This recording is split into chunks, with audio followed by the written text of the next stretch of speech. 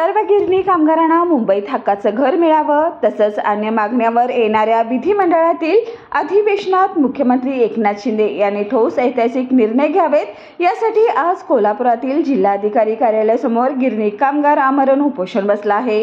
गिरणी कामगार गेली 42 वर्ष मुंबईत हक्काचं घर मिळावं आणि विविध मागण्यांसाठी संघर्ष करत आहे। 42 वर्षापूर्वी सुरू झालेल्या या संपामुळे जवळपास 2 लाख गिरणी कामगारांचा जीवन प्रवास उद्ध्वस्त झालाय।